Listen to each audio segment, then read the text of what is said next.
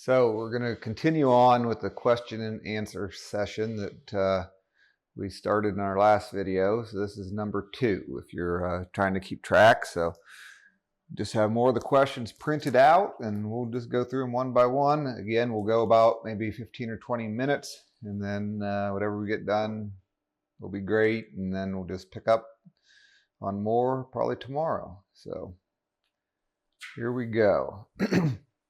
Tom McCullough asks, how soon will your late Catlin lock with a waterproof pan be available? So it's probably going to be late summer, early fall is what I'd anticipate. We've done some work on it, but it's not real close. So it'll be very similar to our current Catlin lock, except the plate will be different and the frizzen will be different. So those will be the two things that will be different on it. So it's going to be a little time, but we'll get there. And yeah. Okay, so the next question is, this fella, Tom McCullough, would like to build a mountain rifle as a true poor boy without a butt plate, no side plate, or ramrod thimble inletted. So this kind of brings up a bigger point in that we're set up to do production work, to do the same thing over and over. And when we try to do custom stuff, it really causes problems. Not only just kind of organizational problems, but sometimes even how the process is set up, how it's fixtured and certain things. So and anytime we had to change something, you have to keep track of it. It becomes a real problem, to be honest. So we really try extremely hard not to do custom stuff. So probably the answer to that, unfortunately, is no. Okay, and then another question about how soon will the next kit be introduced to Fowler. And we've talked about that before. Hopefully later this year we'll get a start on it, a good start on it. Okay, another question about if we can get a kit without the lock area inletted. And, again, it's something we're going to try to avoid. That was from Edmund Rice. Do you have any seconds or discounted Colonial kits? From Gregg Beeman. And that answer is yes. We don't have them all the time, but sometimes we do. They may have a dark streak, maybe a bark inclusion, or it could be some kind of small machining problem, some chips or something. So sometimes we do. So if you're interested, just check in and we'll see if we have anything that can help you out.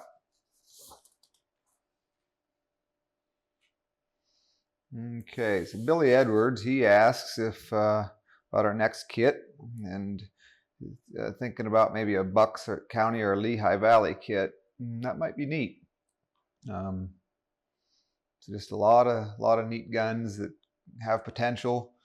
And just to, again, kind of reinforce where we're coming from, is we have to pick the guns where we think will have the maximum amount of sales and interest.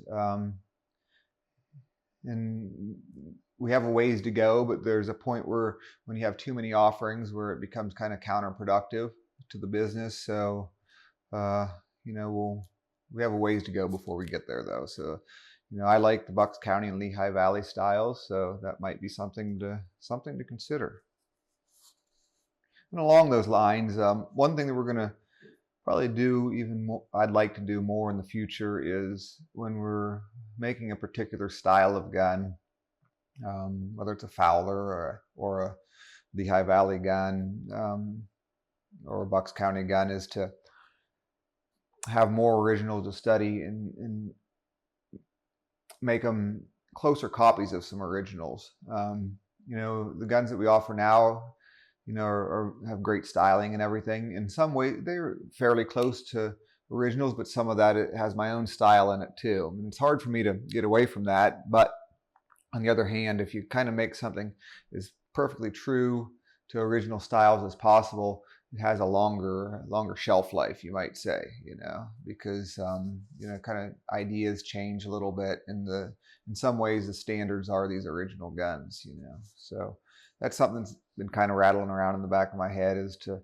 perhaps, buy or get some originals on loan, and maybe some really good ones, and maybe do some copies of some very good original guns. I don't know. We'll see. And it's also a way that you can kind of have unique features, because a lot of these original guns have unique features, and kind of, you know, it could be fun. It could be neat. Okay. So John Grove is asking about a more precise method of slotting barrel underlugs. So we will be offering underlugs slotted at some stage here. So it'll probably be a little while, but we are going to have that task will be completed. Until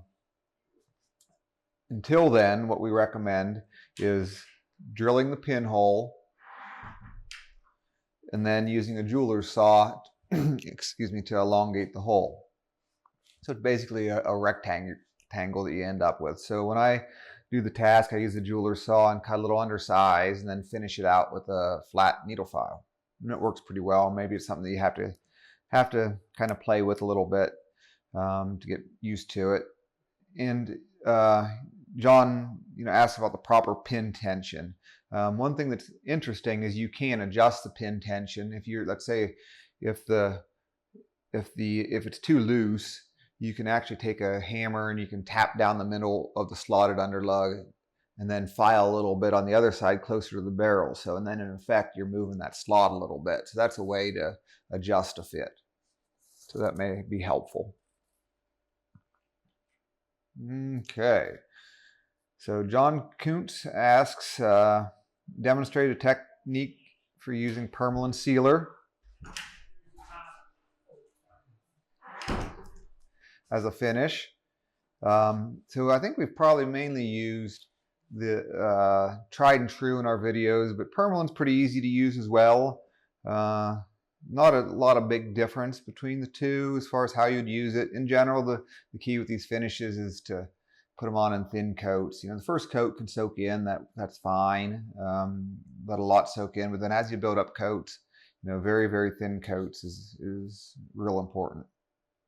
And he also asks about our little boy Henry. So he's doing well. He's a little tyrant, but he's doing well. So thank you for asking. And little dog, she's just getting older and dumber by the day. So okay, thanks, John.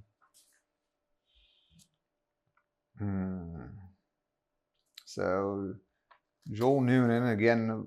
Requests for more products is pistols.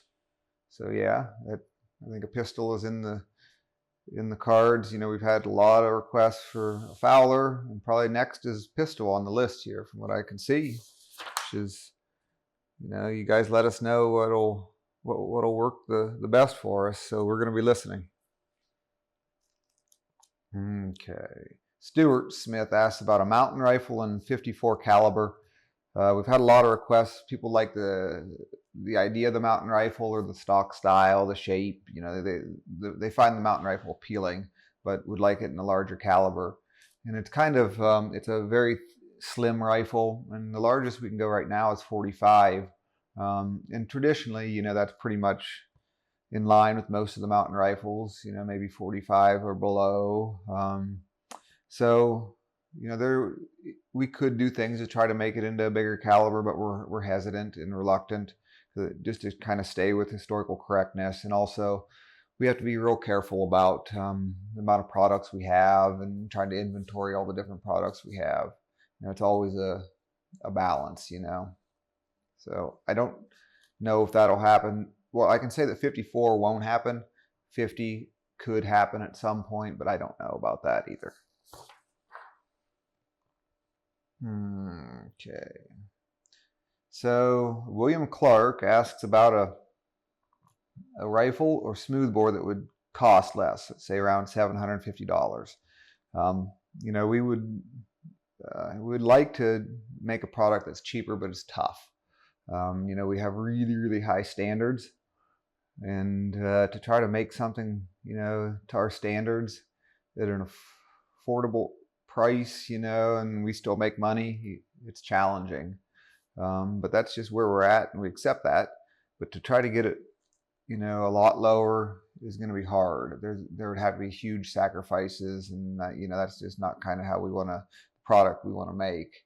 You know, we're making things that are, you know, very high quality, especially when you throw in the locks in the mix with our kits. You know, so it'd be hard. I understand. And I don't think we could ever get down to 750. You know, we might be able to get on some very, very simple rifle, maybe, I don't know, maybe a little bit less than we're at now, but we'll see, you know. Okay. Donald Richards. Yeah, he wants a English Fowler too, so that's got to happen, or some kind of Fowler has to happen. Okay. He asked if we're going to use a new lock or our existing round face lock. Probably we'll use our existing round face lock, I expect. And he asked what the bore sizes will be. I'm not really sure yet, you know. At least 20 gauge and up, you know, at least 20 gauge, maybe a little bigger, I don't know. Barrel length will probably be less than 40 inches, I think. I'm not sure. If it's an English gun, it'll probably be 38 inches to 40 inches maximum. If it's a gun that I made here, you know, it could have a longer barrel. And English walnut be an optional upgrade. So if it's an English Fowler, which is a good chance it will be, English walnut would be an option. We don't have any real sources for it yet, but we'll find some. We'll find some sources. So thanks, Don, for the good questions. Okay, a little coffee break here. Okay, so William Diamond, another question about the Fowler. So imagine that, another question about a Fowler. Okay. So Gerald Shankler, he just says, thanks for the update, and stimulus money might be good for a kit. And I agree, that would be good. So along those lines, you know, I know a lot of you guys have more time on your hands now, and you know, business has been pretty good lately because of that. So thanks for that, and we're working really hard to get everything out the door and get you your product. Okay, so Larry Ellison says he is in the hardwood lumber business, and he's watched the videos, and he might like to see some more videos on, you know, selecting the wood and you know, traditional finishing techniques, etc. So yeah, that would be a good video. You know, selecting good wood is part of our business. So we look for different characteristics in the wood we choose, and you know, it's very important to have a good piece of wood. Pick out good quality wood. So yeah, I think we'll do that, Larry. Okay, let's see here. So Mike Berryhill has a 45 caliber mountain rifle. He says he likes it. He says it's a very charming piece. It works well. All is well with it. He says, has a question about stoning double set triggers. He says the guys on ALR said it was necessary for such a piece. So ALR is a good source for information, but you know, just like all things, just kind of take it all with a grain of salt. Our set triggers are pretty finely finished, so with careful stoning, it may help a tiny bit. Probably not a lot, but a tiny bit. You might be able to see a little difference, but it'll be very small. And then you have to also just keep in mind that, you know, unless you're careful about how you stone, you can actually do more damage than good. So it's not necessary at all. And, you know, what you might gain out of it in terms of, you know, the smoothness of the action is pretty darn small. So.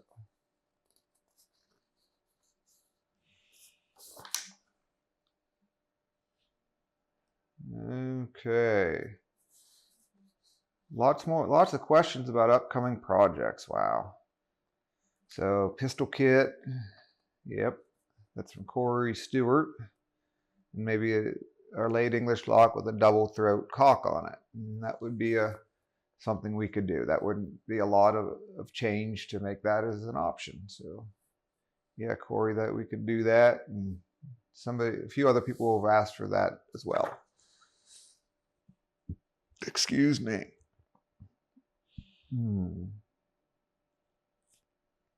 So another question from William Potter about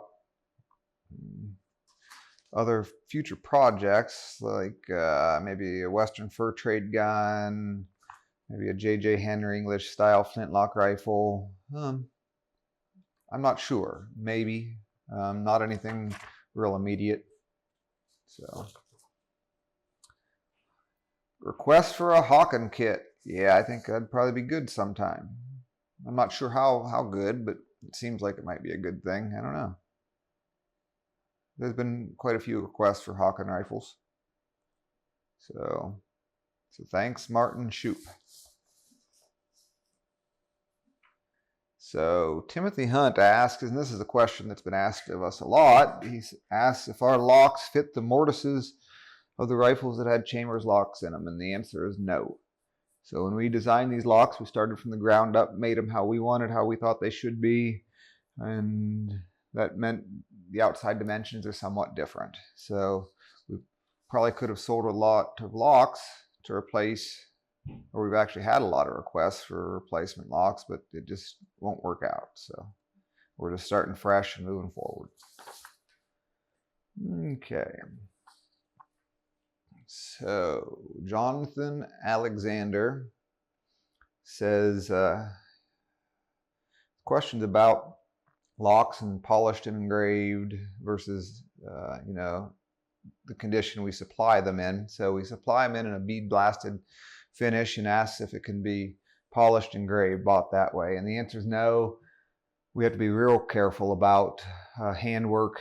Any kind of handwork really slows us down, custom work. So right now, no. Maybe sometime we'll be able to offer that as a service, but it just doesn't really fit in with things right now. Okay. So thank you, John.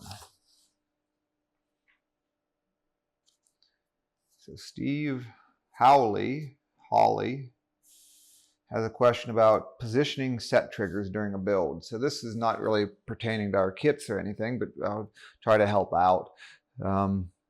So if there's two trigger bars, one for the rear trigger and one for the front trigger. And, if you'd kind of bring the trigger bars up of each, so you'd pull the front trigger back a little bit, the rear trigger would be pushed forward a little bit, the sear bars will kind of cross. And that cross position point is approximately where you'd want the triggers relative to the sear. They can move a little bit, but that just gives you a little bit of a guideline. So Travis Mabel has a question whether we're going to go to Dixon's this year, and probably, well, I can pretty much say we're not going to Dixon's. He'd like to handle the guns, and yeah, we understand that. And we haven't gone to a lot of shows. We may go to some more shows in the future, but shows take a lot of time, and they're kind of costly. And we've focused our efforts a little more on trying to just work hard in the shop, get things done, and also do some of the YouTube videos like we're doing right now. But we don't, we're aware that there could be benefits from going to shows. So that may be in the future. We may have some people that represent us going to shows at some point in time, which might work out real well. But we'll see. So we do go to the CLA show. And I think in future years we may end up going to Dixon's. I don't know for sure though. So, but thanks for the question.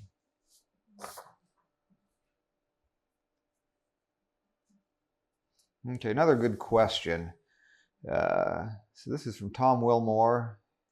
Okay, he says that he's noticed the ramrod supplied with the kit didn't fit the entry pipes or the hole. So yeah, that's sometimes the case. The rods that we buy do vary slightly in size, and sometimes they need sanded down a little bit or scraped down in order to fit the fit the kits? That's a question that we get a lot. So, we may be able to try to control our suppliers a little bit more to tighten that up. I don't know. I'm not sure, but sometimes they do need scraped or sanded a little bit to fit. And the area where the rod goes in the stock is generally tapered. So our ramrod tips are slightly smaller than the rod diameter. So from that pipe, the entry pipe to the tip, it's kind of expected that you'll taper the wood to match the metal tip, which is done with, you can do that with a block of wood with sandpaper wrapped around it, or a file, or a scraper. Any number of ways that can happen. Okay, so I think we're kind of running out of time, so let's do one more question here. See if there's anything that's real noteworthy here. Don't look too hard. Let's see here. We'll just pick one here. Okay, so the last question we'll do is from Ricky Causey. He says, are the new locks already tapped for either of the kits? And is the hole on the Colonial trigger already drilled and tapped? So yeah, so the holes in the trigger plates of both rifles are drilled and tapped, and the holes in the locks that hold them in the stock are already drilled and tapped. And since we're using machining methods to make the locks, and in particular the plates, the inlets of our stocks are again made with CNC equipment, so the locks pretty much fit without any wood removal modification, virtually nothing. So they just go right in. So it's just an example of how awesome things are when you're using that technology, and it's really a great thing. So thank you, Ricky, for the question, and I think we'll just wrap it up, and we'll be back again tomorrow with we'll keep on going. So hopefully you're not bored to death here.